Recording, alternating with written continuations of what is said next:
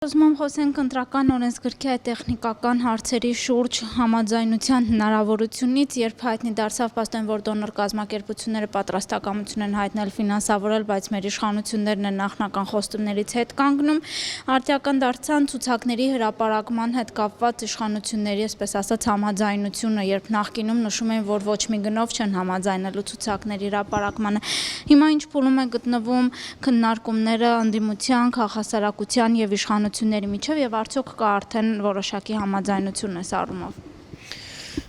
Տեսեք, այստեղ իրականում քաղաքասարակությունը բանակցային կողմ չի, բայց մենք ինչ որ չափով տեղեկացված ենք գործընթացից։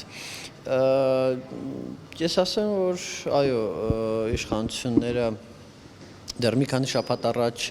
նախնական համաձայնություն էին տվել ստորագրած ցուցակները հրապարակել։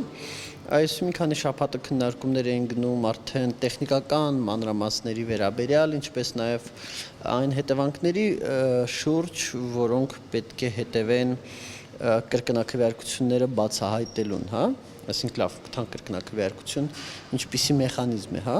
արդյոք դա լինելու է մի քանի ամիսանոց քննություն, թե լինելու են ինչ-որ մեխանիզմներ,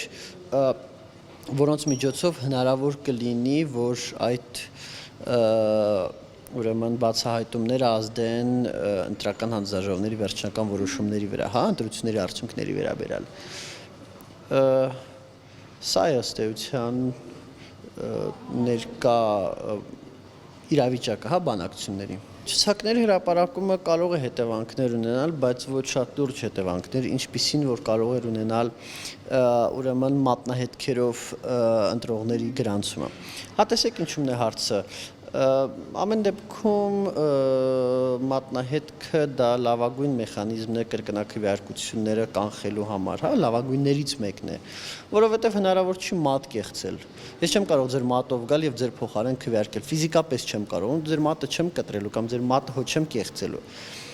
Դրա համար մենք բավականին ողջավորված էինք, հա, ինչ որտեղ այդ 10 մատնահետքերի հավաքագրման, նախագրանցման եւ մատնահետքերով ընտրողների նույնականացման հեռանկարից, որը ցավոք սրտի տապալվեց։ Իհարկե ցուցակների հրապարակումը որոշ մասով ընտրակեղծիքների այդ սպեկտրը կնվազեցնի, բայց դա չի ունենա այն ազդեցությունը, որը կունենար մատնահետքերի ինստիտուտը։ Ամեն դեպքում ես ուզում եմ ասեմ, որ ընտրակեղծիքների զգալի մասը ամեն դեպքում դուրս է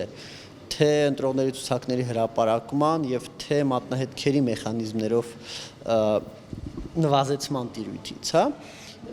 Օրինակ, եթե, չգիտեմ, մի տրցակից մյուս տրցակ քվեաթերթիկների գողության համար ոչ մատնահետքերը կապ ունեն, ոչ ընտրողների ստորագրած ցուցակները, հա, այդ ձայնագողության համար, այդ, չգիտեմ, թվանկարչության համար։ Այստեղ ինչ որ այլ մեխանիզմներ մենք հույսով ենք, որ նախ կներդրվեն, երկրորդը մենք հույսով ենք, որ մենք կարողանանք բավարար ներկայություն ապահովել տեղամասերում եւ դա կանխել կամ արձանագրել։ Եթե մենք իրավական հետևանքներ խոսենք, որովհետև մի փոքր անհասկանալի է եւ կան արդեն տեսակետներ, որ այդ ցուցակների հրապարակում ըստ էության ոչինչ չի տա, ասենք թե գնում ենք տեսնում ենք այսինչ մարդը քվեարկել է ցուցակը կա։ Ուզում եմ հասկանանք իրավական ինչ գործընթաց կարող է հաջորդել սրան եւ իսկապես այդ ցուցակների հրապարակումը կարող է անդրադառնալ որոշակիորեն նաեւ արդյունքների ամրագրման մասով, հա։ Տեսեք, նախ սա կանխարգելիչ մեխանիզմ է։ Այսինքն անձը, ով որ կատարելու է կրկնակվեարկություն, ինքը կգիտակցի, որ իր հանցագործության բացահայտման հավանականությունը շատ ավելի մեծ է, քան նախկինում։ Սա շատ ուժեղ կանխարգելիչ է։ Իհարկե, կրկնակվեարկությունների համար քրեական պատասխանատվությունը այս պայդրությամբ շատ փոքր է, հա, դա մարդկանց համանդրական հանրաքվեից հետո 5-600 հազար դրամով էին տուգանում։ Այդ ընտրությունների ժամանակ այնպիսի մեծ գումարներ են շրջանառվում, որ իրենք պատրաստ են այդ ռիսկին գնալ, անգամ բացահայտման եւ 5-600 հազար դրամով տուգանվելու հեռանկարի ներքո, հեռանկարի լույսի ներքո, բայց ամեն դեպքում քննարկվում են ինչ-որ իրավական մեխանիզմներ, որոնք հնարավորություն կտան շատ սեղմ ժամկետներում գտնել կրկնակվեարկությունները եւ այդ ապացույցները ընտրական հանձնաժողովներին ներկայացնելու դեպքում ընտրական հանձնաժողովներին պարտավորեցնել, այսինքն օրենսդրական փոփոխությամբ պարտավորեցնել, որպեսզի դրանք նաև հիմքում դրվեն ընտրությունների արդյունքներով կայացվող որոշման։ Բայց ես ուզում եմ ասեմ, տեսեք, ընտրություններին մասնակցում է միլիոնից ավել մարդ, հա։ Ենթադրենք մեզ հաջողվի գտնել 1000, 5000, 10000 կրկնակվեարկություն եւ այդքան ապացույց ներկայացնել ընտրական հանձնաժողովներին։ Թեև ես իրատեսական չեմ համարում, որ մենք կարողանանք շատ կարճ ժամկետում հաշված ժամերում, չգիտեմ, 10000 կրկնակվեարկության ապացույց ներկայացնել ընտրական հանձնաժողովներ։ Անգամ 1000-ը ես իրատեսական չեմ համարում, որովհետև լուրջ ապացույցների փաթեթ պետք է լինի։ Ես ամեն դեպքում թիվը տոկոսային հարաբերակցությունը մեծ չի եւ ընտրական հանձնաժողովը կարողանա ասի, դե հա, եղել է ենթադրենք մի քանի հազար կրկնակվեարկություն կամ անգամ 10000 կրկնակվեարկություն, դե դա ընտրությունների արդյունքի վրա չի ազդել, 1 միլիոն մարդ է եկել քվեարկել, հա։ Սա ընդամենը, չգիտեմ, 1% է, միևնույնն է, այսինչն է հաղթել, հա։ Այդ պատճառով առավել եւս եթե խոսքը գնա ազգային ժողովի ընտրությունների երկրորդ փուլի մասին, երբ մի քանի տոկոս ձայն այս կողմ այն կողմը կարևոր չի, հա, առաջի փուլում մի քանի տոկոս ձայն այս կողմ այն կողմը շատ կարևոր է, դեռ պետք է հասկանալ, այս ուժը այսքան մանդատ է ստանում, թե մի մանդատ ավել կամ մի մանդատ պակաս, հա, ամեն տոկոսը մանդատ է։ Եվ երկրորդ փուլում արդեն էական չի, որտեղ երկրորդ փուլում էական է, թե որ կուսակցությունն է հաղթել։ Հիմա եթե մի կուսակցություն հավաքել է 55% կամ 65%, դրանց ընդհանրապես ոչինչ չի փոխվում, ինքը ստանում է միևնույն է նույն քանակի բոնուսային մանդատ։ Այդ պատճառով սա իրականում այդքան էլ լուրջ մեխանիզմ չի այն մեխանիզմը չի, որը իրոք կարողանա կանխարգելել։ Ամենակարևորը մենք ունենք այնպիսի ընտրակարգ, որի պայմաններում լայն հնարավորություններ են ստանում միայն ուժեղ եւ մեծ կուսակցությունները։ Հայաստանում ուժեղ եւ մեծ կուսակցություն այս պահին միայն մեկն է, միայն հանրապետական կուսակցություն, ցավոք սրտի, հա, եւ պարակտված ընդդիմության պարագայում ընդդիմության շանսերը այնքան են փոքրանում, որ չի բացառվում, որ իշխանությունները կարողանան առանց լուրջ ընտրակեղծիքների տեղամասի ներսում հասնել հաղթանակի, հա։ Սա 80-ականների վերջի լեհական ընտրակարգին ինչ որտեղ նման է, հա, երբ կոմունիստական կուսակցությունը հավաքեց 20% ձայն, բայց ընտրակարգը այնպիսին էր, որ ստացավ մանդատների 60%-ը, հա, իրենց պարլամենտի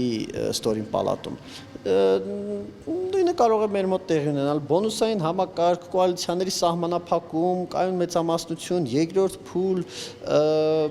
եւ այլ տարածքային ռեյտինգային ցուցակներ ամենակարևորը։ Այս ամենի արդյունքում մեծ կուսակցությունները լայն հնարավորություններ կունենան։ Եվ այն բանին լույսի ներքո, որ ընդդիմությունը պարակտված է, եւ մենք բոլորս տեսնում ենք, հա, ընդդիմադիր դաշտում ինչ փոխադարձ մեղադրանքներ են հնչում, իշխանությունների ինքնավստահությունը մեծանում է։ Դանիել, եթե ընդհանուր փորձենք ամփոփել այս ողջ գործընթացը 4 գումարած 4-ի, դուք բավարարված կարող եք համարել այն արդյունքը, որը առաջիկայում կգրանցվի, արդեն կան տեղեկություններ, որ վաղը պետք է համաձայնություն լինի, եւ այդ համաձայնությունը արդյոք լինելու է քաղաքասարակություն, ընդդիմություն, իշխանություն այս ձևաչափով, թե միայն ընդդիմությունն ու իշխանություն։ Այսինքն առաջ ենք հաշվել միասնական 5 պահանջներ, որոնց 4-ի շուրջ եղավ համաձայնություն, եղավ նաեւ դոնոր կազմակերպությունների կողմից ֆինանսավորման պատրաստակամություն, բայց իշխանությունները հետ կանգնեցին, հիմա մնում է ընդամենը ցուցակների հրապարակումը կարծես։ Տեսեք, իրականում մենք ոգևորված չենք այս գործընթացով, մենք ընդհանրապես ոգևորված չենք 16 թվականի ընտրական օրենսգրքով, լինի դա մատնահետքերով, լինի դա ընտրողների ցուցակների հրապարակմամբ, լինի դա տեղամասերում տեսախցիկներով, որոնք կային տապալված փաթեթի մեջ եւ ըստ ամենայնի կլինեն նաեւ նոր փաթեթի մեջ, համաձայնության փաթեթի մասն է խոսքը։ Այդ ամենով հանդերձ մենք ընդհանրապես ուրախ չենք 16 թվականի օրենսգրքով, որովհետեւ նախ այն ընտրակարգը, որը ես ասեցի, հա, այդ սարսափելի ընտրակարգը, ռեյտինգային տարածքային ցուցակներ, կոալիցիաների սահմանափակում, բոնուսներ, երկրորդ փուլ, կայուն մեծամասնություն եւ այլն, այդ բոլոր նորամուծությունները շատ մտահոգիչ են եւ երկրորդը ու մեր համար երևի անգամ ավելի կարեւորը դա այն է, որ խիստ սահմանափակվել է ընտրությունների վերահսկման մեխանիզմները, հա, դիտորդներին, վստահված անձանց, լրագրողներին կարող են տեղամասից դուրս վռնդել, կարող են սահմանափակվել դիտորդների եւ լրագրողների ընդհանուր թիվը տեղամասում, սահմանափակվել է ցանկացած լրատվամիջոցից ուրեմն լրագրողների ընդհանուր թիվը եւ այլն, այսինքն այստեղ լուրջ խնդիրներ կան վերահսկման եւ մենք այդ պատճառով ոչ միայն ոգևորված չենք այս ընտրական օրենսգրքով, այդ պատճառով մենք չենք կարող որևիցե համաձայնություն ստորագրել։ Հասարակության մասը։ Այո, անգամ էպիզոդիկ համաձայնություն, այո, մենք իհարկե կցանկանայինք, որպեսզի տեղամասերում լինի տեսախցիկներ։ Մենք իհարկե չենք ասի, որ վատ է, որ ընտրողների ստորագրած ցուցակները հրապարակվում են, ոչ, բնավ։ Բայց այն պայմաններում, որ ընտրական օրենսգիրքը իր ամբողջականությամբ դառել է ավելի վատը, մենք չենք կարող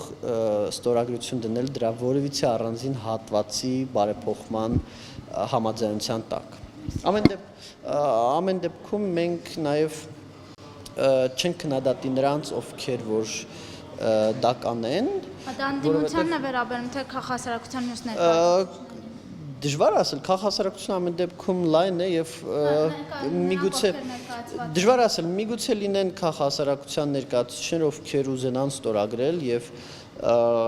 ես իրենց չեմ քննադատի, որտեղ ամեն դեպքում ինչ որ չարիած փոքրագույնի ընտրության հարց է, հա, սա չարիք է այս ընտրական օրենսգիրքը, ստորագրած ցուցակներով ու տեսախցիկներով, ստորագրած ցուցակների հրապարակման ու տեսախցիկներով մի քիչ ավելի փոքր չարիք կլինի, հա, այսինքն դրա համար ես չեմ քննադատի որևիցե մեկին, ով որ կստորագրի այդ համաձայնությունը, բայց թե մեր կազմակերպությունը, թե մի շարք այլ հեղինակավոր կազմակերպություններ, որոնք այս ոլորտում, հանրությունների դիտարկման ոլորտում կոմպետենտ են, չեն ստորագրի այս համաձայնությունը։